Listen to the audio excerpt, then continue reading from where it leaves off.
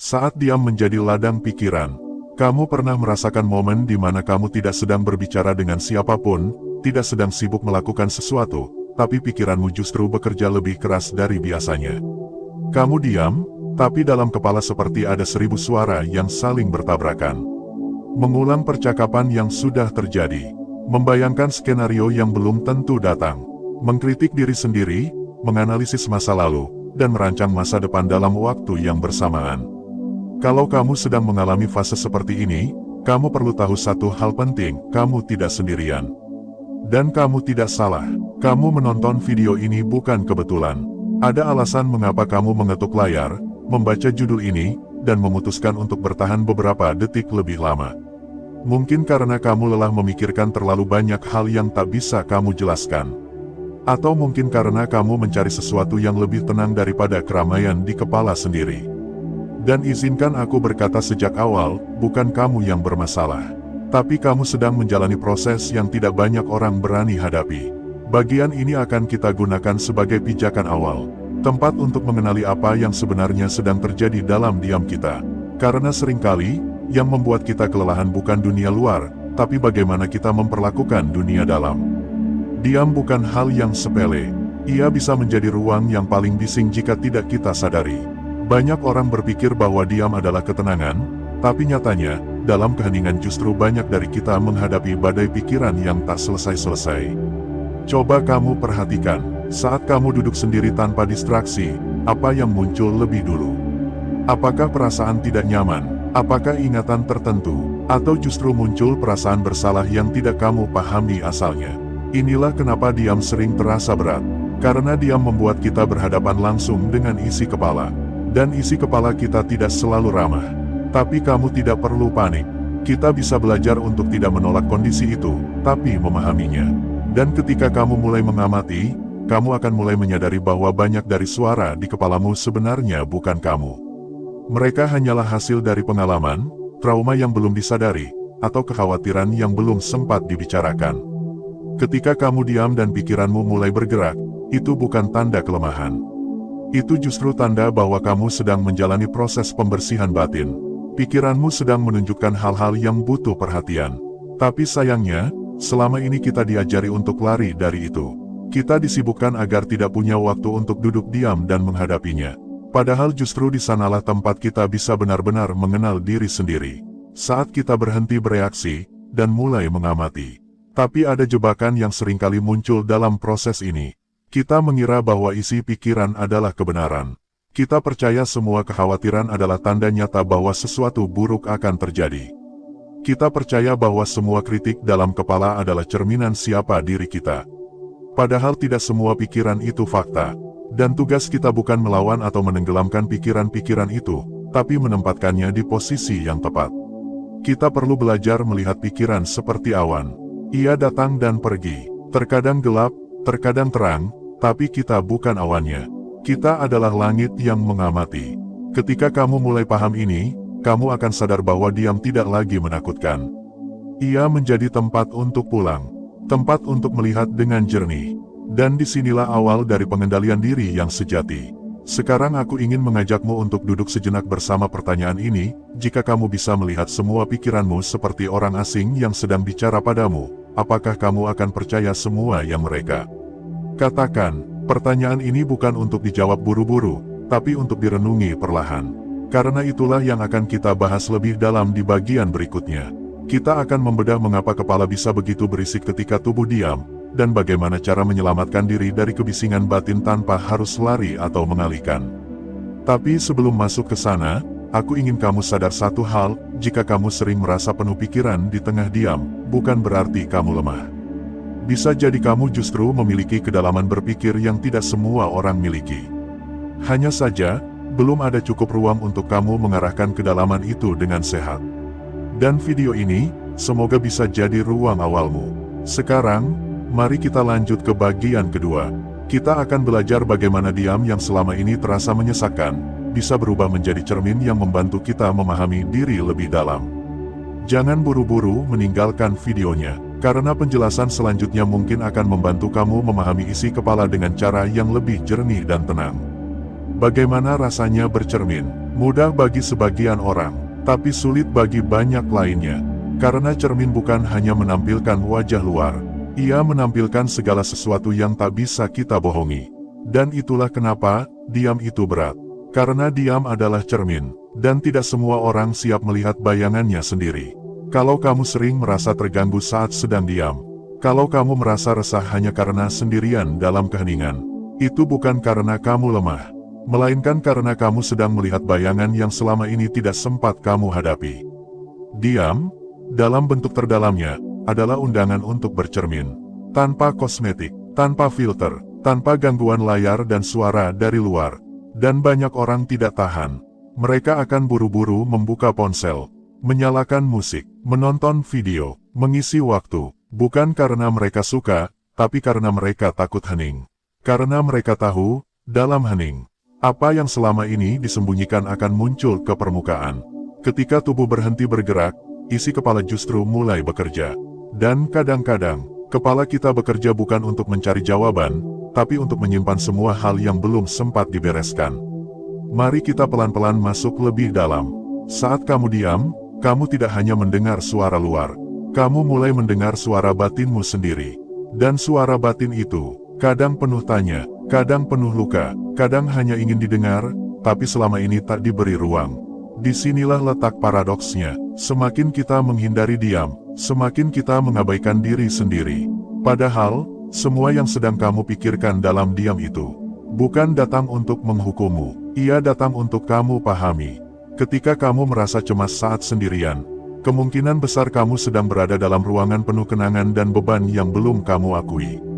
Mungkin ada keputusan yang kamu sesali, mungkin ada kata-kata yang kamu pendam, mungkin ada harapan yang belum kesampaian, atau mungkin ada bayangan tentang dirimu sendiri, yang belum kamu terima dengan utuh. Bayangan tentang siapa kamu, apa yang kamu inginkan, apa yang kamu takutkan, apa yang kamu sembunyikan, dan satu-satunya tempat di mana semua itu muncul tanpa bisa kamu alihkan adalah keheningan. Dalam kebisingan dunia, kamu bisa kabur. Tapi dalam diam, kamu hanya punya satu pintu, masuk ke dalam. Inilah kenapa banyak orang merasa cemas ketika liburan tiba, ketika tidak ada yang harus dilakukan, ketika rutinitas dihentikan. Karena di sana, mereka berhadapan dengan diri mereka sendiri. Dan diri itu, kadang asing. Tapi bukan berarti kita harus takut. Justru, kita bisa belajar bersahabat dengan momen-momen diam. Bukan untuk menguasai, tapi untuk memahami. Jangan buru-buru mengusir rasa gelisah yang muncul. Tanya dengan lembut, apa yang kamu bawa, apa yang belum selesai. Seperti anak kecil yang rewel karena lapar. Pikiran yang gelisah tidak selalu harus dibungkam. Kadang ia hanya ingin dimengerti. Kamu bisa mencoba latihan kecil. Saat kamu sedang sendiri dan diam, coba sadari, apa pikiran pertama yang muncul? Dari mana asalnya? Kapan terakhir kali kamu merasakannya? Latihan ini bukan untuk menghakimi, tapi untuk mengenali. Karena tidak ada pemahaman tanpa pengenalan, dan tidak ada penerimaan tanpa keberanian untuk melihat. Seringkali, kita menganggap diam sebagai kelemahan. Padahal, diam adalah kekuatan yang tersembunyi. Karena hanya orang yang kuat, yang berani bercermin. Dan hanya orang yang siap, yang berani menatap diri sendiri dalam keheningan. Maka, jika kamu sering diam dan penuh pikiran, mungkin kamu sedang dipanggil untuk melihat sesuatu. Bukan dari luar, tapi dari dalam. Dan panggilan itu bukan untuk ditakuti, tapi untuk dijawab. Jangan buru-buru lari. Karena jawaban dari semua keresahan itu mungkin tidak ada di tempat lain. Jawabannya bisa jadi, sudah ada di dalam dirimu sendiri. Tapi kamu belum sempat mendengarkannya. Marcus Aurelius pernah menulis dalam Meditations. People look for retreats for themselves, in the country, by the coast, or in the hills. There is nowhere that a person can find a more peaceful and trouble-free retreat than in their own mind. Retreat terbaik bukan di gunung, bukan di pantai, tapi di dalam pikiran yang jernih dan disadari. Tapi pertanyaannya, apakah kita sudah siap tinggal di sana? Diam bukan hanya soal tidak bicara. Diam adalah keadaan di mana kita bisa duduk bersama diri sendiri tanpa rasa takut, tanpa ingin segera lari. Dan jika kamu belum terbiasa dengan itu, tidak apa-apa. Semua orang belajar. Yang penting bukan seberapa lama kamu bisa diam, Tapi seberapa jujur kamu saat sedang diam? Apakah kamu benar-benar hadir, atau hanya pura-pura tenang? Kita hidup di zaman yang menilai produktivitas dari seberapa sibuk kamu terlihat. Tapi Stoikisme mengajarkan, justru dalam diamlah kita bisa membangun fondasi mental yang paling kokoh. Bukan dengan lari dari pikiran, tapi dengan berdiri menghadapinya. Dan kamu mampu, kamu tidak terlalu rumit, kamu tidak terlalu rusak, kamu hanya belum selesai mengerti dirimu sendiri. Dan itu proses, bukan vonis. Dalam bagian berikutnya, kita akan bicara tentang bagaimana menghadapi isi kepala kita tanpa harus selalu mengendalikannya. Karena tidak semua hal bisa dikendalikan, tapi hampir semua bisa dipahami. Dan dari pemahaman itulah, kedamaian muncul. Bukan dari keheningan total, tapi dari kejelasan dalam berpikir. Jadi kalau selama ini kamu takut dengan diam, mungkin bukan diam yang menakutkan, tapi bayangan yang muncul saat kamu diam. Dan mungkin, kamu tidak perlu lari dari bayangan itu. Cukup nyalakan cahaya, dan kamu akan tahu bahwa bayangan itu bukan untuk ditakuti, tapi untuk dipeluk dan dilepaskan. Sekarang mari kita lanjut ke bagian ketiga. Kita akan masuk pada pertanyaan penting. Bagaimana cara menghadapi pikiran yang muncul dalam diam, tanpa harus menenggelamkannya? Bagaimana kita bisa hidup berdampingan dengan isi kepala, tanpa harus terus-menerus terjebak di dalamnya? Karena jawabannya bukan pada pelarian, tapi pada pengenalan yang jujur, dan pengelolaan yang bijak. Dan itu, akan kita bahas bersama. Jika kamu masih di sini, itu artinya kamu siap. Dan tidak banyak orang yang bertahan sejauh ini. Berarti kamu sudah selangkah lebih dekat, menuju ketenangan yang kamu cari. Lanjut ke bagian ketiga, kita akan menyalakan pelita kecil di dalam kepala, dan mulai berjalan, pelan-pelan. Belajar hidup berdampingan dengan isi kepala tanpa terjebak di dalamnya. Ada satu kesalahan umum yang sering kita lakukan ketika merasa kepala ini terlalu ramai, kita ingin menghentikannya. Kita ingin agar pikiran itu diam. Kita ingin otak ini tenang seperti danau yang tidak bergelombang sama sekali. Kita ingin pikiran negatif itu hilang. Kita ingin cemasnya pergi. Kita ingin overthinking ini berhenti, seketika. Tapi di sanalah letak ironi besar kehidupan mental kita. Semakin kita ingin pikiran itu berhenti, semakin ia menjadi bising. Semakin kita berusaha mengendalikan semua isi kepala, semakin kita dikendalikan olehnya.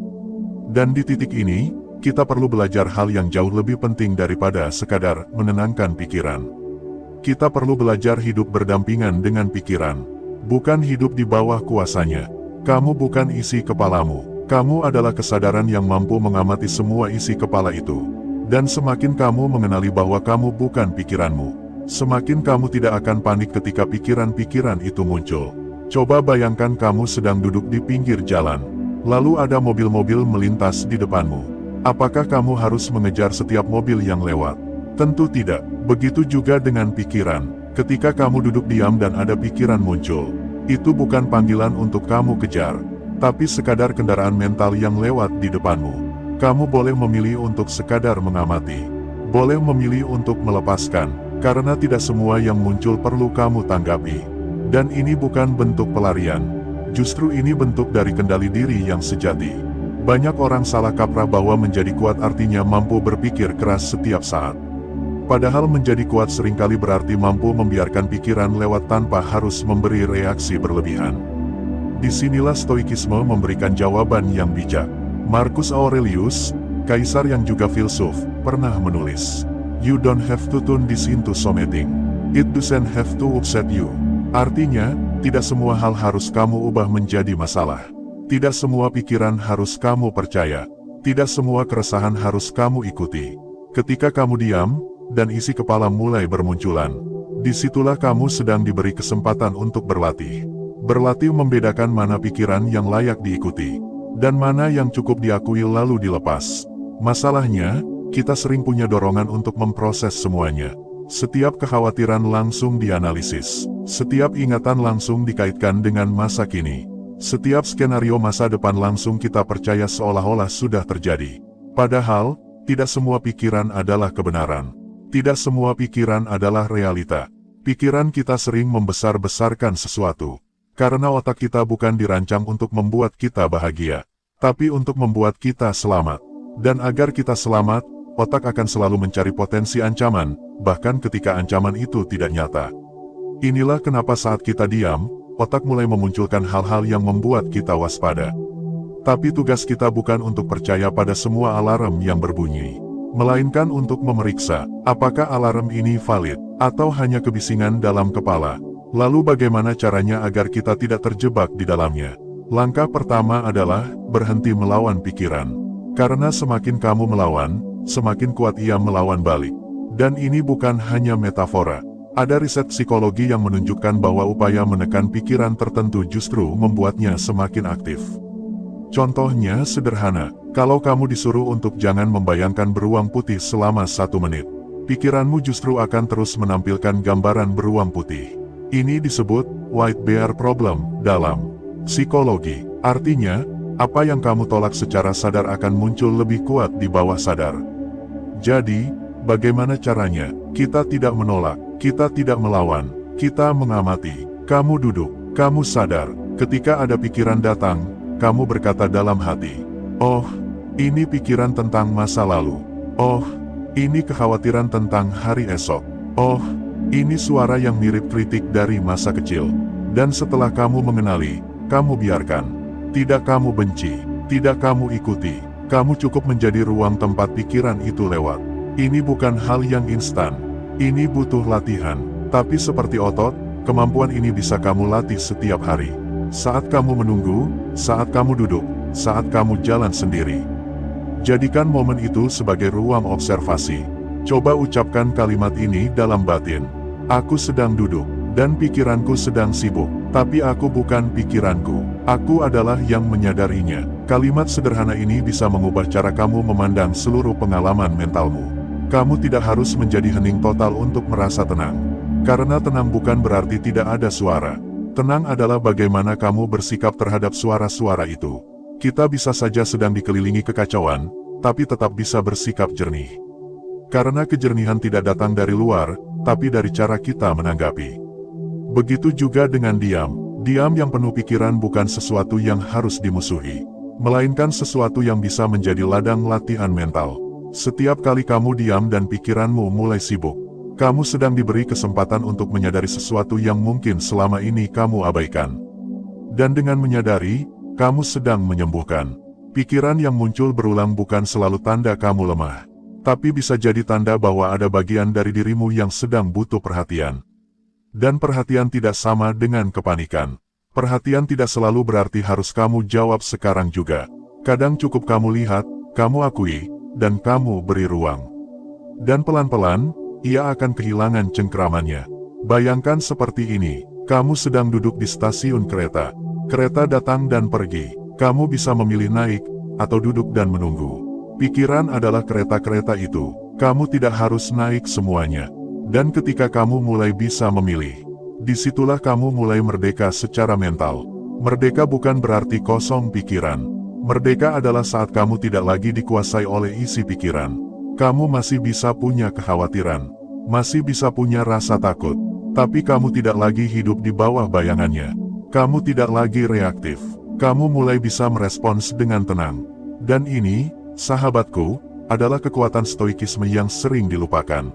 Stoikisme bukan tentang menjadi manusia tanpa emosi, tapi tentang menjadi manusia yang mampu menyadari dan mengelola responsnya secara sadar. Dan kamu mampu melakukan itu. Mungkin hari ini kamu merasa belum bisa, tapi besok, kamu mencoba lagi.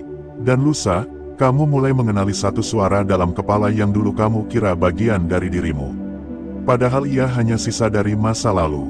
Proses ini akan terasa lambat, tapi perubahan mental sejati memang tidak bisa dipaksa cepat. Karena ini bukan tentang prestasi, tapi tentang pertemuan. Pertemuan antara kamu dan dirimu sendiri. Dan semakin kamu berani duduk dalam diam, semakin kamu sadar bahwa yang selama ini kamu takuti dari isi kepala sebenarnya hanya membutuhkan penerimaan. Maka di akhir bagian ini, aku ingin kamu mengingat satu hal penting. Kamu tidak harus membungkam semua suara di kepala. Kamu hanya perlu menjadi pengamat yang tenang. Karena ketenangan bukan hadiah, tapi keterampilan. Dan keterampilan bisa dilatih setiap hari, sedikit demi sedikit. Sekarang kita akan masuk ke bagian terakhir, kesimpulan yang akan merangkum seluruh perjalanan kita. Tentang bagaimana diam bisa berubah dari momok menjadi kawan.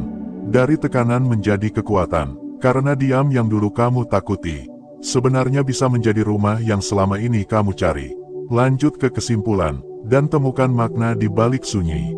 Diam, sunyi, dan kekuatan yang tidak terlihat.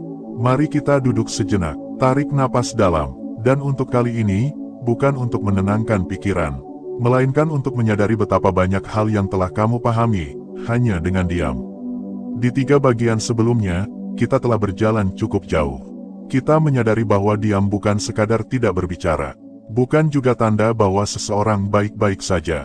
Diam bisa menjadi ruang paling bising, ketika isi kepala belum kita kenali, belum kita kelola, dan belum kita terima. Diam bisa menjadi cermin, dan cermin itu tidak selalu memantulkan hal yang kita sukai. Namun, jika kamu telah sampai di bagian ini, maka aku ingin mengucapkan satu kalimat yang pantas kamu dengar. Kamu sedang tumbuh. Bertahan sampai titik ini bukan perkara mudah. Tidak banyak orang yang mau duduk bersama dirinya sendiri selama ini. Tidak banyak yang berani menghadap diam, mendengar pikirannya sendiri, dan tidak langsung lari dari kebisingan batin. Bertahan adalah bentuk keberanian, dan keberanian dalam konteks ini bukan tentang melawan dunia luar, melainkan tentang memeluk dunia dalam. Apa yang selama ini kamu anggap sebagai kekurangan dalam dirimu. Terlalu banyak berpikir, terlalu sering diam, terlalu sensitif terhadap keadaan. Bisa jadi adalah bentuk kedalaman yang belum kamu arahkan. Kamu bukan terlalu banyak berpikir. Kamu hanya belum diajari bagaimana berpikir dengan jernih. Kamu bukan terlalu sensitif. Kamu hanya punya kemampuan menyerap yang lebih tajam daripada kebanyakan orang. Dan kamu bukan terlalu diam. Kamu hanya tidak suka membuang energi pada hal yang tidak perlu. Semua ini bukan kelemahan, tapi bahan mentah dari kekuatan yang jarang dikenali. Kita hidup di zaman di mana segala sesuatu harus cepat. Sering bicara, sering tampil, sering merespons. Tapi diam justru menjadi barang langka. Padahal dalam diamlah, seseorang bisa benar-benar bertemu dengan kebenaran yang tidak bisa dibantah. Diam memungkinkanmu melihat apa yang sedang kamu pikirkan. Diam memaksamu menyadari apa yang sedang kamu rasakan. Dan diam memberimu jeda dari tuntutan dunia, untuk akhirnya bertanya, apa sebenarnya yang aku cari dalam hidup ini? Mungkin kamu belum punya jawabannya sekarang. Tapi paling tidak kamu sudah mulai mengajukan pertanyaan yang benar. Dan itu sudah lebih dari cukup. Karena kebijaksanaan tidak muncul dari jawaban cepat, tapi dari keberanian untuk terus mengajukan pertanyaan penting, dengan sabar, dan dalam. Kita sering mengira bahwa ketenangan adalah kondisi tanpa gangguan. Padahal ketenangan yang sejati adalah kemampuan untuk tetap jernih meski pikiran ramai. Dan kemampuan itu hanya bisa muncul dari latihan. Latihan untuk menyadari, bukan bereaksi. Latihan untuk menerima, bukan melawan. Latihan untuk hadir, bukan melarikan diri. Kamu mungkin akan tergoda lagi untuk menolak pikiran-pikiranmu. Kamu mungkin masih merasa cemas dalam diam. Dan itu tidak masalah, karena kamu sedang membangun ruang dalam dirimu. Ruang di mana kamu bisa hidup berdampingan dengan pikiran, bukan dikuasai olehnya. Bayangkan jiwa seperti sebuah rumah. Selama ini, banyak ruangan di rumah itu kamu kunci. Karena takut melihat isinya. Ada ruangan yang berisi luka lama. Ada ruangan yang penuh ketakutan.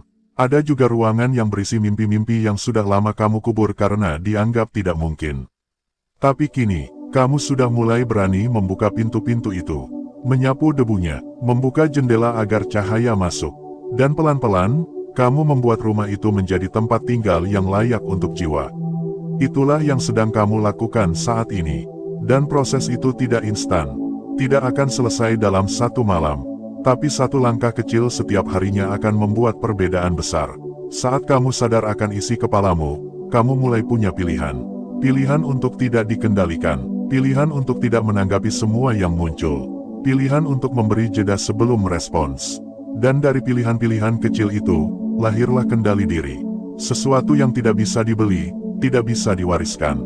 Tapi bisa kamu bangun dari kesadaran sehari-hari. Kendali diri bukan berarti kamu tidak pernah emosi. Tapi kamu tahu kapan harus bertindak, kapan cukup diam. Kamu tahu kapan harus berbicara, kapan memilih tidak menanggapi. Kamu tahu kapan harus mendengarkan orang lain, dan kapan harus mendengarkan dirimu sendiri. Dan yang lebih penting, kamu tahu kapan harus berhenti melawan dan mulai menerima. Penerimaan bukan menyerah, tapi bentuk keberanian untuk hidup dengan kenyataan, tanpa harus mengubah semuanya sesuai harapan. Inilah yang diajarkan Stoikisme sejak ribuan tahun lalu, bahwa tidak semua hal bisa kita kontrol, tapi kita selalu punya kontrol atas cara kita berpikir, merasa, dan bertindak. Ketika kamu memilih untuk menyadari isi kepalamu, kamu sedang menjalankan filosofi yang sama, filosofi yang mengutamakan ketenangan, kejernihan, dan kebijaksanaan. Bukan karena hidup ini selalu tenang, tapi karena kita bisa belajar menjadi tenang di tengah hidup yang tidak pasti. Dan kalau kamu bertanya, lalu, apa yang harus aku lakukan setelah ini? Jawabannya sederhana, teruskan, terus hadir, terus mengamati, terus melatih kesadaran dalam diam.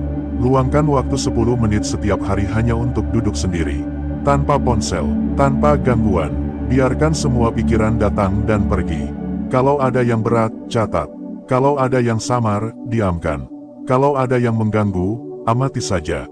Jangan buru-buru memperbaiki, karena kadang, yang kita butuhkan bukan solusi cepat, tapi ruang untuk berpikir dengan jernih.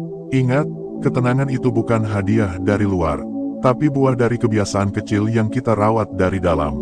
Dan kamu, saat ini, sedang mulai menanam kebiasaan itu. Terakhir, aku ingin mengajakmu untuk menyadari sesuatu yang sederhana tapi kuat.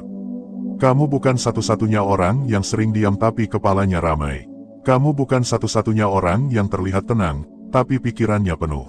Ada banyak orang di luar sana yang mengalami hal yang sama, dan kamu sedang membuktikan bahwa ada cara lain untuk menghadapinya. Bukan dengan menenggelamkan, bukan dengan melarikan diri, tapi dengan menyelami, dan keluar lebih kuat. Setiap kali kamu memilih untuk duduk dan menyadari, kamu sedang memulihkan bagian dari dirimu yang selama ini terabaikan. Dan semakin kamu hadir, semakin kamu tahu, diam tidak lagi menakutkan. Diam adalah tempat untuk pulang. Dan pulang bukan berarti selesai, tapi tempat di mana kamu bisa mulai kembali. Dengan sadar, sampai di sini, aku hanya ingin bilang, terima kasih sudah mendengarkan, terima kasih sudah bertahan, terima kasih sudah mau hadir bersama dirimu sendiri. Karena kamu layak untuk dipahami, dan kamu pantas untuk punya hubungan yang sehat dengan isi kepalamu sendiri. Sampai ketemu di video selanjutnya. Tetap tenang, tetap sadar, dan tetap berpikir jernih, karena dunia ini terlalu bising untuk dijalani tanpa kendali batin. Dan kamu, sudah memulainya hari ini. Selesai.